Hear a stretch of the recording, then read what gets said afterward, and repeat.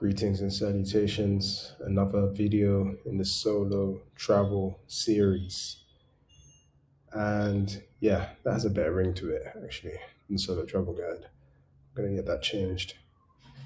In this video, I want to discuss insects, mostly insects because wildlife shouldn't be a huge concern, although you'll see different wildlife and things like that in different countries. Um, And yeah, I had to have a video dedicated to this because since I love to travel to tropical climates, it's going to be a given, especially coming from Europe.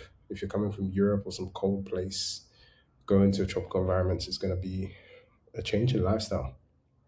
I have written when I first started traveling, I used to buy these mosquito wristbands. Yeah, I remember them. Something to put on your wrists. They would last for 5 days or so.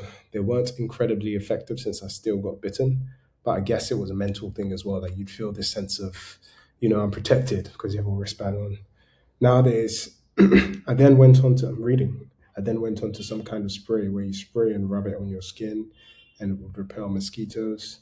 I didn't use this very long. I didn't like the idea of rubbing chemicals on my body. I would overall, yeah. So my brothers just came to Africa for a couple of weeks, and that's what they were using. They were rubbing some stuff on, and they truly believed that was effective. But my mindset is, um, I should have called this mosquito. If a mosquito wants to bite you, it's gonna find a way to bite you. People who live in tropical climates can attest. Doesn't matter what you try to do. Um, it can find a way to get in your room. Everything can be shut, everything because somehow it finds a way to get in your room. So if you're like right now, I'm sleeping without a net, but I 100% recommend sleeping with a net, especially if you're having issues, especially if you're coming from a place where your blood is different. Like they're sensing you. They can know when you're coming from somewhere else. Like your blood is going to be sweet to them. I've acclimatized. Um, I, Occasionally during certain seasons, I get frustrated with them. Then I just start putting a net around my bed. Um, but yeah, let me continue reading. I would overall recommend having a strong insect killer or insecticide.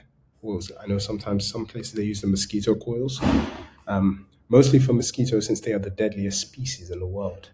Mosquito coils, incense sticks are good too. And if you are super vulnerable, again, the best defense is a mosquito net around your bed. But even this is not foolproof. Observing the insect over the last 5 years, it's been more than 5 years now, because I wrote these words some years ago. I've learned if they want to bite you, they will find a way. They know the way in, they know the way out. They are incredibly intelligent. They can sense danger, know where to hide. They know even the most obscure entry and exit points, and they choose their targets wisely. I personally don't take any pills for mosquitoes or apply anything to my skin. Um, if you need to take anything for yellow fever and all these pills, that's on you. But I personally don't. Like this is my homeland.